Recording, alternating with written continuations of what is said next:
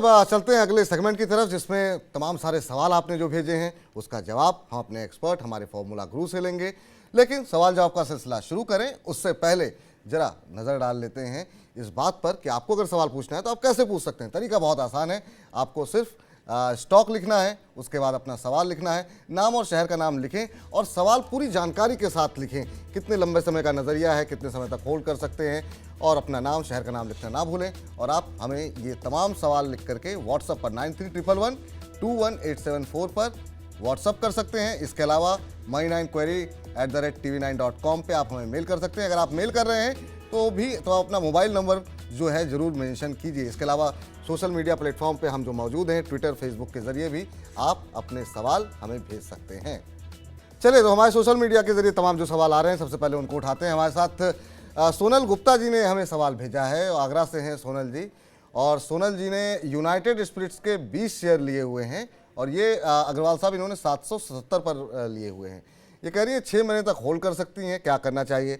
United spirits में हमने देखा कि अच्छी खासी रैली एक देखने को मिली, खासतौर से जो खबरें यहाँ पर हैं कि 32 प्रीमियम बॉन्ड जो है वो इनब्रू को बेचने के लिए इन्होंने करार किया है और ये करीब 820 करोड़ रुपए में ये सौदा पूरा होगा। इससे एक तो ये है कि जो कम मार्जिन वाले ब्रांड्स थे वो इनके हट जाएंगे। दूसरा, एक खबर आ रही है कि इंपोर्ट ड्यूटी जो इनकी कुछ एक स्कॉच वगैरह ब्रांड है वो घट सकती है। वो अगर वो घटती है तो इनके वॉल्यूम में करीब दोगुने तक का इजाफा 2026 तक होगा। ये तमाम पॉजिटिव खबरें रही जिसकी वजह से थोड़ी तेज़ी देखने को मिली है। इन्हें क्या करना चाहिए? 6 महीने होल्ड कर सकती हैं? नहीं, लिकर ट्रेड के अंदर ये बहुत ही लीडिंग कंपनी है, लेकिन जैसे मैंने अभी थोड़ी देर पहले जिक्र किया था कि पी रेशोज जो हैं वो बताती हैं कि आपका जो स्टॉक है वो कितना ओवर वैल्यूड है। और यूनाइटेड स्पिरिट का जो स्टॉक है वो हाईली ओवर वैल्यूड है क्योंकि उसकी पी रेशियो 72 है। 72, that's grossly over valued stock. तो उसमें कितनी भी अच्छी न्यूज क्यों ना हो, उसके अंदर जो आपको वैल्यू मिल रही है वो उतनी अच्छी नहीं मिल रही है। तो उससे क्या नुकसान होगा कि अगर आप इस रैली का फायदा उठा के प्रॉफिट लेके नहीं निकलेंगे तो हो सकता है over a period of time अगर बाजार और नीचे आए तो ये नीचे आए, क्योंकि जब बाजार नीचे आता है तो हाई वैल्यू पी, जो हाई पी रेशियो की कंपनीज होती हैं उनके अंदर पी कंप्रेशन होता है और फिर वो प्राइसेस नीचे आती है, भले ही कंपनी कितना अच्छा परफॉर्म क्यों ना कर रही हो। तो इसलिए मेरी इनको राय ये रहेगी कि इसमें से अभी पैसा इनका बन रहा है थोड़ा सा, तो वो लेके निकल जाए। तो आपके लिए फिलहाल सलाह यही रहेगी कि आपका पैसा बन रहा है। आप देख सकती हैं कि 25 मई को किस तरीके से यहाँ पे गिरावट देखने को मिली थी और उसके बाद से अब थोड़ी बहुत रिकवरी आई है। तो आप अगर मुनाफे में आपको हैं तो आप प्रॉफिट बुक कीजिए, किसी दूसरे शेयर में जाइए, क्योंकि यहाँ पे फिर गिरावट बढ़ सकती है। अगला सवाल लेते हैं। अगला सवाल हमें भेजा है पवन पांडे जी ने कानपुर से। हमारे ट्विटर पर इन्होंने सवाल पूछा है और इनका कहना ये है कि इन्होंने फरवरी में टाटा मोटर्स के 50 शेयर 504 रुपये के भाव पर लिए थे और इनका कहना यह है कि उसके बाद से लगातार नुकसान में है। अब होल्ड करें या फिर अपना नुकसान बुक कर लें। अग्रवाल साहब, हमने देखा कि टाटा मोटर्स के अंदर जो है रिकवरी जो आई वो इस वजह से आई कि जो ऑटो नंबर्स रहे वो इस बार के काफ़ी रोबस्ट देखने को मिले हैं। जो एक चिप शॉर्टेज की परेशानी देखने को मिल रही थी वो भी काफ़ी हद तक दूर होती हुई दिखाई दे रही है। 6 महीने में 2 बार हुंडई को पिछाड़ के नंबर 2 की पोजीशन पे रही है। तो ये जो पॉजिटिव चीज़ें हैं ये आपको अच्छी लग रही हैं या यहाँ पर भी आपको लगता है कि नहीं, अभी ये कुछ अच्छी खबरें आ रही हैं लेकिन अभी यहाँ पर लंबे समय के लिए होल्ड नहीं करना चाहिए? देखिए, टाटा मोटर्स तो बहुत जबरदस्त ब्रांड है और उसकी बाजार के अंदर अपनी अपनी पकड़ है, लेकिन सवाल ये है कि जब आप निवेश कर रहे हैं तो आपको ये देखना है कि आपको उसमें से पैसा बनेगा या नहीं बनेगा। उसमें सबसे बड़ी प्रॉब्लम ये है कि टाटा मोटर्स अभी प्रेजेंटली लॉस के अंदर है, लॉस मेकिंग उसकी परफॉर्मेंस है। तो वही वाली बात हो गई कि सेक्टर परफॉर्म कर रहा होगा, थोड़ा बहुत बेटर हो सकता है सेक्टर के अंदर परफॉर्मेंस हो, लेकिन इस कंपनी की परफॉर्मेंस जो है वो इस प्राइस के ऊपर जो है वो मैं नहीं समझता कि वो होल्ड करना चाहिए। तो इसलिए मेरी इनको राय ये रहेगी कि इसमें से अपनी कैपिटल निकालें और कैपिटल को कहीं और डिप्लॉय करें। टाटा मोटर्स के अंदर कोई प्रॉब्लम उस तरह से नहीं है, लेकिन आपके लिए अच्छा निवेश इसलिए नहीं है क्योंकि उसके अंदर पैसा बनने में बहुत समय लगेगा। तो इसलिए आप इसमें से पैसा निकाल के कहीं और लगाएंगे तो आप अपने पैसे का, अपनी कैपिटल का ज्यादा बेटर उपयोग कर पाएंगे। तो मेरी राय में इनको इसमें से एग्जिट करना चाहिए। तो आपके लिए सलाह ये है कि आप यहाँ से निकल जाएं। कंपनी में कोई समस्या नहीं, लेकिन अभी जो है आपको बहुत लंबा इंतजार करना पड़ेगा। अगर आप सिर्फ रिटर्न के लिए, निश्चित रूप से आप रिटर्न के लिए ही यहाँ पर पैसा लगा रहे हैं तो टाटा मोटर्स से फिलहाल एग्जिट करके किसी दूसरी बेहतर कंपनी में लगाएं। तो आप ये कहेंगे किस में लगाएं, वो हम कार्यक्रम के आखिर में चलते चलते पूछेंगे हम पीके अग्रवाल जी से। इस सबके बीच में चलते हैं लखनऊ से शिखा भंडारी जी ने सवाल भेजा है हमें अगला, और शिखा जी का कहना यह है कि इन्होंने 15 शेयर LIC के IPO पर लिए थे और उसके बाद से ये इंतज़ार कर रही थी कि शायद अब नतीजे आएँ। पहले तो लिस्टिंग पे निराशा हुई, फिर नतीजे आए और नतीजे आने के बावजूद भी शेयर नहीं चल रहा है। अब वो कह रही है नुकसान बुक कर लें या होल्ड करें। LIC से उम्मीदें बहुत ज़्यादा थीं। एक ऐसी कंपनी जो कि पूरे शेयर बाजार को सहारा देती थी, उसको सहारा देने के लिए कोई खड़ा नहीं हुआ। कैसे देख रहे हैं अग्रवाल साहब? लोगों ने बहुत भरोसे के साथ पैसे लगाए और वो भरोसा तो टूटता हुआ दिखाई दे रहा है। अब जिनके पास IPO के पड़े हैं वो क्या करें? जिन्होंने जो उसके बाद गिरावट में सोचे थे कि यहाँ से चल जाएगा, उन्होंने भी खरीद लिए, उन्हें क्या करना चाहिए? उन दो तरह के दर्शकों के लिए हमारी राय, आपकी राय। वही बात है, मैं फिर अपना फॉर्मूला लगा देता हूँ पीई का।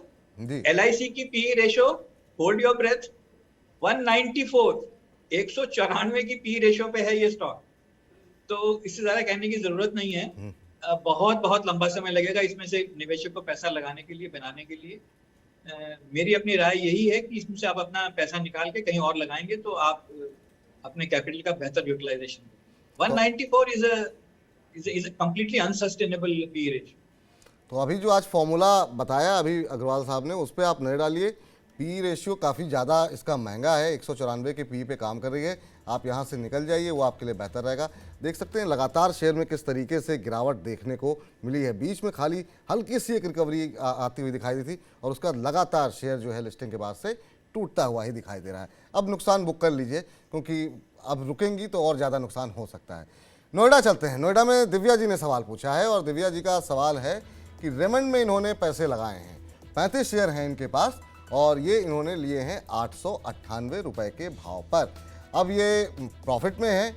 अब ये जानना चाह रही हैं कि प्रॉफिट बुक करें या फिर होल्ड करें। और हमने देखा कि रेमंड के अंदर एक अच्छी खासी रैली देखने को मिली और काफ़ी वॉल्टिलिटी देखने को मिली। पहले 20% का अपर सर्किट लगा, फिर उसके बाद से गिरावट देखने को मिली। कैसे देख रहे हैं इस तेजी में? क्या प्रॉफिट एक बार बुक कर लें अगर मिल रहा है तो? हाँ बिल्कुल, जब आप प्रॉफिट में है, ऐसे बाजार के अंदर जैसे जिसके अंदर तेजी बड़ी मुश्किल से आ रही है फिलहाल, तो अगर आपको प्रॉफिट है तो बिल्कुल प्रॉफिट में निकल जाएं इसके अंदर। और ये अच्छे कंपनी का स्टॉक है ये। तो अगर ये वापस आपकी बाइंग रेंज में आता है 850-900 के रेंज में, तो इसको आप वापस दोबारा ले लीजिए। लेकिन अभी जो पैसा मिल रहा है वो तो ले लीजिए। तो आपके लिए सलाह यही है कि अच्छा प्रॉफिट मिल रहा है बाजार में। इस तरह के इतने वॉलेटाइल मार्केट में बहुत कम लोग हैं जो अच्छे पैसे कमा पा रहे हैं। आपको ये मौका मिल रहा है तो प्रॉफिट घर ले जाइए, फिर दोबारा नीचे आए 900 के आसपास दोबारा एंट्री कर लीजिए, दोबारा पैसे बन जाएंगे। लखनऊ से ही अगले एक और कॉलर हमारे साथ जुड़ चुके हैं। विजित सिंह ने सवाल भेजा है और विजित सिंह ने जोमेटो के शेयर लिए हुए हैं और इन्होंने 150 शेयर 59 रुपये के भाव पर लिए हैं। चलिए, अच्छी बात है कि इन्होंने 59 रुपये पर लिए हैं, क्योंकि बहुत लोग तो ऊपर के भाव में ले करके और काफ़ी ज़्यादा उन्होंने रकम खोई है। ये अभी भी लॉन्ग टर्म का नज़रिया अपनाना चाह रहे हैं। पहली बात तो आपसे ये जानना चाहेंगे अग्रवाल साहब कि क्या इस तरह के शेयरों में लॉन्ग टर्म का नज़रिया अपनाना चाहिए या नहीं, और ये जानना चाह रहे हैं क्या इन्हें निवेश अपना बनाए रखना चाहिए।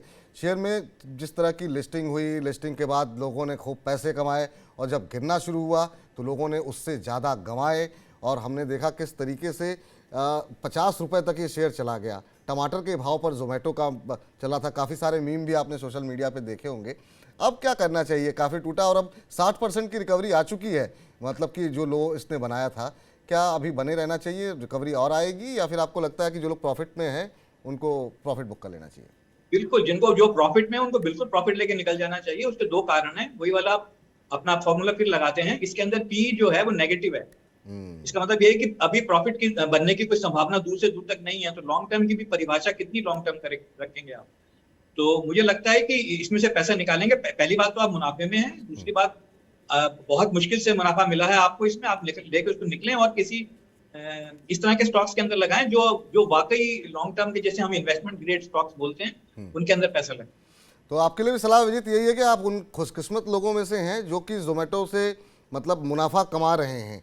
काफ़ी लोगों ने गंवाए हैं, तो पैसे मिल रहे हैं, आप एक बार प्रॉफिट अपना बुक कर लीजिए। देखिए किस तरीके से टूट रहा था और 11 मई का लो लगाने के बाद इसमें अब रिकवरी अच्छी खासी देखने को मिली है। मार्केट कैप 62,000 करोड़ फिर से एक बार पार होती हुई दिखाई दी। राजीव जी का इसका आखिरी सवाल लेते हैं। मुंबई से हमारे साथ जुड़े थे वो, उन्होंने सवाल भेजा है मुंबई से और इनके पास वेदांता के 100 शेयर हैं। 400 रुपये के भाव पर इन्होंने लिए हुए हैं और 1 साल तक और होल्ड कर सकते हैं। आपसे जानना चाहेंगे अग्रवाल साहब, वेदांता पर क्या सलाह रहेगी? ये भी खबरों में पिछले कुछ दिनों में काफ़ी रहा, नतीजे हालांकि उतने अच्छे नहीं रहे, लेकिन पिछले कुछ दिनों में काफ़ी सारे बज़ यहाँ पर देखने को मिले। नहीं, ये बहुत ही अच्छा स्टॉक है जिसको हम बोलते हैं इन्वेस्टमेंट ग्रेड स्टॉक, जो अपने बात कह रहा था। और सबसे बड़ी बात ये है कि जैसे अभी जो बाजार का माहौल है उसमें हम लोग रेकमेंड करते हैं वैल्यू इन्वेस्टिंग। इस वक्त ग्रोथ में उतनी जान नहीं है जितनी वैल्यू इन्वेस्टिंग के अंदर है, और ये वैल्यू इन्वेस्टिंग की कैटेगरी में ये स्टॉक आता है। अब मैं अगर आपको इसके आंकड़े बताऊं तो आप चौंक जाएंगे।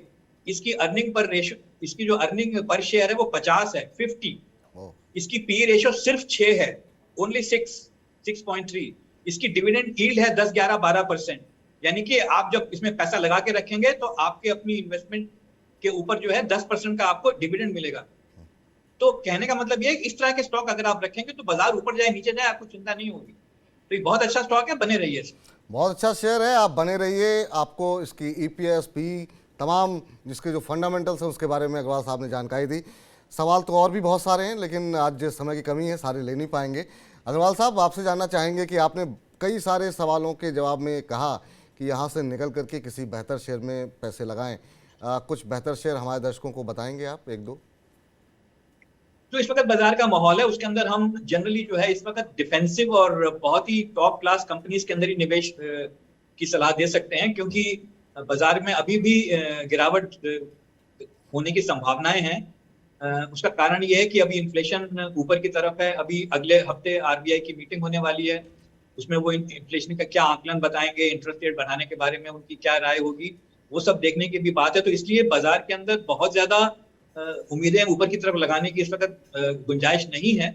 तो इसलिए जिस तरह के स्टॉक्स मैं सजेस्ट करूंगा वो बहुत ही टॉप ग्रेड और बहुत ही स्टेबल तरीके के स्टॉक्स हैं। वो भले ही बहुत तेजी से ऊपर ना बढ़े, लेकिन वो आपके पोर्टफोलियो को स्टेबिलिटी देंगे। तो पहला स्टॉक उसमें है आईटीसी, क्योंकि आईटीसी एक बहुत ही एस्टेब्लिश ब्रांड कंपनी है और उसकी इस वक्त जो है मेरी रिकमेंडेशन ये रहेगी कि आप उसको 250 से 270 के बीच में एक्यूमुलेट करें धीरे धीरे।